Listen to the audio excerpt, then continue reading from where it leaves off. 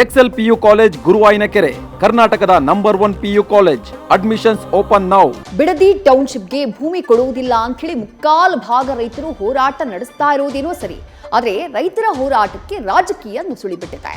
ಜಿಲ್ಲೆಯಲ್ಲಿ ಡಿಕೆಶಿ ವರ್ಸಸ್ ಕುಮಾರಸ್ವಾಮಿ ಜಟಾಪಟಿ ಜೋರಾಗಿದೆ. ಬಹಿರಂಗ ಚರ್ಚೆ ಎಲ್ಲಿ ನಡೆಯಬೇಕು ಅನ್ನುವಂತಹ ವಿಚಾರದಲ್ಲಿ ಏಟು ಎದಿರೇಟು ತೀವ್ರಗೊಂಡಿದೆ.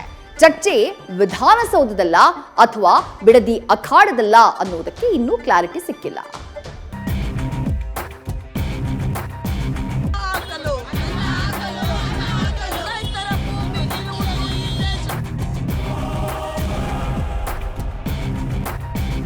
ಇಲ್ಲಿ ವಿಧಾನಸೌಧದಲ್ಲಿ ನಾವೊಂದು 3-4 ಜನ ಕೂತು ಮಾತಾಡೋದ್ರಲ್ಲಿ ಅರ್ಥ ಇಲ್ಲ. ನಾಳೆ ಹೊಡೆದಾಡ್ಬಿಟ್ರೆ ಏನಾಗ್ತದೆ ಗೊತ್ತಾ, ಲ್ಯಾಂಡ್ ಆರ್ಡರ್ ಆಗೋಯ್ತು, ಇವ್ರು ಲ್ಯಾಂಡ್ ಆರ್ಡರ್ ಕಂಟ್ರೋಲ್ ಮಾಡೋಕ್ಕಾಗಲ್ಲ ಅಂತೇಳಿ ನಮ್ಮ ತಲೆಗೆ ತತ್ತಾರೆ.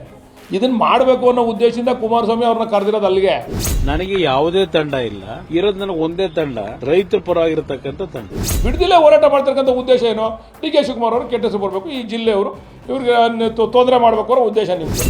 ಯಾರನ್ನು ಕರೆದು ಚೆಕ್ ಕೊಟ್ಕೊಂಡು ಇಲ್ಲಿ ಹೊರಗಡೆ ಶೋ ಕೊಟ್ಕೊಂಡು ಮಾಡ್ತಕ್ಕಂಥ ಪ್ರೊಸೀಜರ್ ಅಲ್ಲ ಇದು.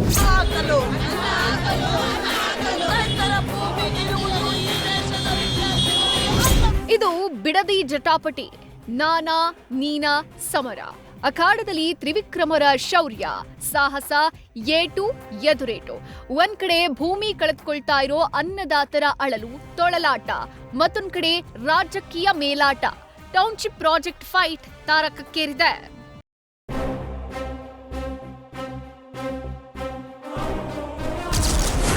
ವಿಧಾನಸೌಧ ಬೇಡ, ಬಿಡದಿ ಅಖಾಡಕ್ಕೆ ಬನ್ನಿ. ಸಿಎಂ ಡಿಕೆಶಿ ಪತ್ರಕ್ಕೆ ಎಚ್ಡಿ ಕುಮಾರಸ್ವಾಮಿ ಉತ್ತರ. ಎಸ್, ಬಿಡದಿ ಟೌನ್ಶಿಪ್ ಸ್ಟೋರಿಯ ಎಪಿಸೋಡ್ ಮುಂದುವರೆದಿದೆ. ವಿಧಾನಸೌಧದಲ್ಲಿ ಚರ್ಚೆಗೆ ಬನ್ನಿ ಅಂತ ಸಿಎಂ ಡಿಕೆಶಿ ನಿನ್ನೆ ಆಹ್ವಾನ ನೀಡಿದ್ರು. ಸಿಎಂ ಡಿಕೆಶಿ ಪತ್ರಕ್ಕೆ ಎಚ್ಡಿಕೆ ಕೂಡ ಉತ್ತರ ಬರೆದಿದ್ರು. ಈ ಕುರಿತು ಪ್ರತಿಕ್ರಿಯಿಸಿರೋ ಕುಮಾರಸ್ವಾಮಿ, ವಿಧಾನಸೌಧದಲ್ಲಿ ಚರ್ಚೆ ಮಾಡಿದ್ರೆ ಸ್ವಾರಸ್ಯ ಇರಲ್ಲ, ತಾರ್ಕಿಕ ಅಂತ್ಯಾನೂ ಕಾಣಲ್ಲ. ಇನ್ನು ನನಗೆ ಯಾವ 5 ಜನರ ತಂಡ ಇಲ್ಲ, ನನ್ನದು ರೈತರ ತಂಡ. ಬನ್ನಿ ರೈತರ ಸಮ್ಮುಖದಲ್ಲಿ ಚರ್ಚೆ ಮಾಡೋಣ, ಸಮಸ್ಯೆ ಬಗೆಹರಿಯುತ್ತೆ ಅಂತ ಟಕ್ಕರ್ ಕೊಟ್ಟಿದ್ದಾರೆ. ಮುಖ್ಯಮಂತ್ರಿಗಳು ನನ್ನ ವಿರುದ್ಧವೇ ನಾನೇ ಇದಕ್ಕೆ ತೀರ್ಮಾನಗಳು ಮಾಡಿದ್ದು ಅಂತ ಏನು ಹೇಳಿದ್ದಾರೆ. ಇವೆಲ್ಲ ನಿನ್ನೆ ದಿನ ಮಾಧ್ಯಮಗಳ ಮುಂದೆ ಏನೇನಾಗಿದೆ ಅಂತಕ್ಕಂಥ ವಿವರಣೆ ಕೊಟ್ಟಿದ್ದೇನೆ. ಮುಖ್ಯಮಂತ್ರಿಗಳು ಒಂದು ಪತ್ರ ಬರೆದ್ರು, ಚರ್ಚೆಗೆ ವಿಧಾನಸೌಧಕ್ಕೆ ಬನ್ನಿ ಅಂತ ಹೇಳಿ. ನಾನೊಂದು ಪತ್ರ ಬರೆದಿದ್ದೇನೆ. ಇಲ್ಲಿ ವಿಧಾನಸೌಧದಲ್ಲಿ ನಾವೊಂದು 3-4 ಜನ ಕೂತು ಮಾತಾಡೋದ್ರಲ್ಲಿ ಅರ್ಥ ಇಲ್ಲ. ನಿಮ್ಮ ತಂಡದ 5 ಜನರ ತಂಡವನ್ನು, ನಾನು ತಂಡ ಯಾವುದೂ ಕಟ್ಕೊಂಡಿಲ್ಲ. ತಂಡ ಬಹುಶಃ ಅವರಲ್ಲಿ ಇರ್ಬೋದು, ಅರ್ಥ ಕಟ್ಕೊಂಡಿರ್ಬೋದು. ನನಗೆ ಯಾವುದೇ ತಂಡ ಇಲ್ಲ, ಇರೋದು ನನಗೆ ಒಂದೇ ತಂಡ, ರೈತರ ಪರವಾಗಿರತಕ್ಕಂಥ ತಂಡ.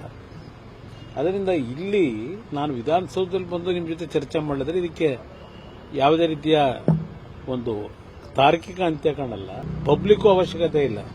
ಯಾರು ಭೂಮಿಯನ್ನು ಕಳ್ಕೊತಾ ಇದ್ದಾರೆ, ಅದರ ಒಂದು ಈ ಯೋಜನೆ ಹಿನ್ನೆಲೆಯಲ್ಲಿ ಸಮಸ್ಯೆಗೊಳಗಾಗಿದ್ದಾರೆ, ಅವ್ರ ಜೊತೆಯಲ್ಲಿ ನೇರ ಚರ್ಚೆ ಮಾಡಿದ್ರೆ ಮುಗಿದೋಯ್ತು. ಇಲ್ಲಿ ಯಾರಿಂದ ಆಯ್ತು, ಯಾಕಾಯ್ತು, ಈಗ ಯಾಕೆ ಪ್ರಾರಂಭ ಆಗಿದೆ, ಇದು ಯಾವುದು ನನಗೆ ಇರತಕ್ಕಂಥ ಪ್ರಮುಖವಾದ ವಿಷಯ ಅಲ್ಲ. ವಿಧಾನಸೌಧ ಬೇಡ, ಬೈರಮಂಗಲ ಗ್ರಾಮಕ್ಕೆ ಬನ್ನಿ. ಸಿಎಂ ಡಿಕೆಶಿಗೆ ನಿಖಿಲ್ ಕುಮಾರಸ್ವಾಮಿ ಪಂಥಾಹ್ವಾನ. ಮತ್ತೊಂದ್ ಕಡೆ ಅಪ್ಪ ಹೇಳಿದ್ದನ್ನೇ ಮಗ ನಿಖಿಲ್ ಕೂಡ ರಿಯಾಕ್ಟ್ ಮಾಡಿದ್ದಾರೆ. ವಿಧಾನಸೌಧದೊಳಗೆ ಕೂತ್ಕೊಂಡು ಕಾಫಿ ಕುಡ್ಕೊಂಡು 4 ಗೋಡೆ ಮಧ್ಯೆ ಚರ್ಚೆ ಮಾಡೋ ವಿಚಾರ ಅಲ್ಲ. ಜೂನ್ 27ರಂದು ಬೈರಮಂಗಲ ಸರ್ಕಲ್ನಲ್ಲಿ ನೇರ ಮಾತುಕತೆ ಏರ್ಪಡಿಸಿದ್ದೀವಿ ಅಂತ ಡಿಕೆಶಿಗೆ ರೆಡ್ ಕಾರ್ಪೆಟ್ ಹಾಕಿ ವೆಲ್ಕಮ್ ಮಾಡಿದ್ದಾರೆ. ಯಾರ್ಯಾರು ಆಧಾರ್ ಕಾರ್ಡ್ ಇಟ್ಕೊಂಡಿದ್ದಾರೆ, ಯಾರ್ಯಾರು ಭೂಮಾಲೀಕರಿದ್ದಾರೆ, ರೈತರು ಪರ ವಿರೋಧ ಇರ್ತಕ್ಕಂಥ ಎಲ್ಲ ರೈತರು ಬರಲಿ, ಕೂತು ಬಹಿರಂಗವಾಗಿ ಚರ್ಚೆ ಮಾಡೋಣ. ಏನಾದರೂ ಈ ಪ್ರಾಜೆಕ್ಟ್ ಪರವಾಗಿ ಹೆಚ್ಚಿನ ಸಂಖ್ಯೆ ರೈತರು ಸಾಮತ ವ್ಯಕ್ತಪಡಿಸಿದ್ರೆ ಧಾರಾಳವಾಗಿ ಪ್ರಾಜೆಕ್ಟ್ ಮಾಡಲಿ. ಇಲ್ಲ ರೈತರು ವಿರೋಧ ವ್ಯಕ್ತಪಡಿಸ್ತಾ ಇದ್ದಾರೆ ಅಂತಕ್ಕಂಥದ್ದಾದ್ರೆ ಅದಕ್ಕೆ ಮಾನ್ಯ ಮುಖ್ಯಮಂತ್ರಿಗಳು ಉತ್ತರ ಕೊಡಲಿ. ಇದಕ್ಕೆ ನಾವು ಸಿದ್ಧ. ಡೈರೆಕ್ಟ್ ಬ್ಯಾಂಕ್ ಟ್ರಾನ್ಸ್ಫರ್ ಅಂದ್ರೆ DBT ಸಿಸ್ಟಮ್ ಮೂಲಕ ಕೊಡ್ತಕ್ಕಂಥದ್ದು ಹಣ. ಯಾರನ್ನು ಕರೆದು ಚೆಕ್ ಕೊಟ್ಕೊಂಡು ಇಲ್ಲಿ ಹೊರಗಡೆ ಶೋ ಕೊಟ್ಕೊಂಡು ಮಾಡ್ತಕ್ಕಂಥ ಪ್ರೊಸೀಜರ್ ಅಲ್ಲ ಇದು.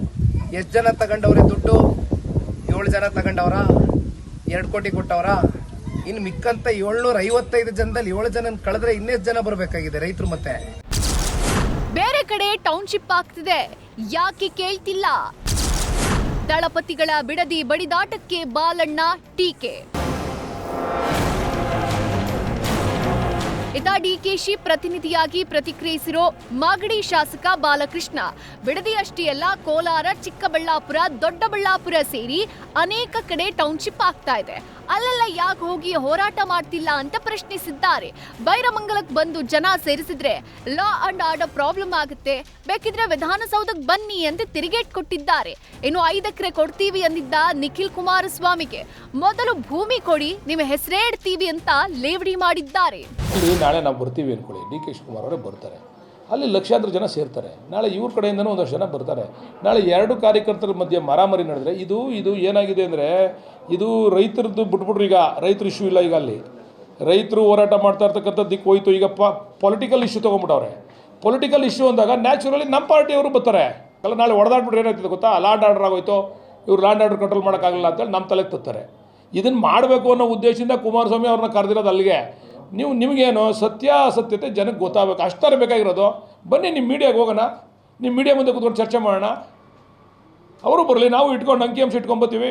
ಬಿಡದಿಲ್ಲೇ ಹೋರಾಟ ಮಾಡ್ತಕ್ಕಂಥ ಉದ್ದೇಶ ಏನು? ಡಿ ಕೆ ಶಿವಕುಮಾರ್ ಅವರು ಕೆಟ್ಟ ಹೆಸರು ಬರಬೇಕು, ಈ ಜಿಲ್ಲೆಯವರು ಇವ್ರಿಗೆ ತೊಂದರೆ ಮಾಡಬೇಕು ಅನ್ನೋ ಉದ್ದೇಶ ನಿಮ್ಮದು. ಬೇರೆ ಕಡೆ ಹೋಗಿ ನೋಡೋಣ. ಹಂಗಂದ್ರೆ ಯಾಕೆ ಹೋಯ್ತಲ್ಲ ನೀವು? ಅವ್ರು ರೈತರಲ್ವ ಹಂಗಾರೆ ಅಲ್ಲಿ ಇರ್ತಕ್ಕಂಥವ್ರೆಲ್ಲ? ಒಟ್ಟಾರೆ ಸಿಎಂ ಡಿಕೆಶಿ ಹಾಗೂ ದಳಪತಿಗಳ ನಡುವೆ ಆಹ್ವಾನ ಪಂತಾಹ್ವಾನ ಜೋರಾಗಿದೆ. ಭವಿಷ್ಯ ಬಿಡದಿಯಲ್ಲಿ ಚರ್ಚೆಗೆ ಡಿಕೆಶಿ ಬರೋಲ್ಲ ಅನ್ಸುತ್ತೆ.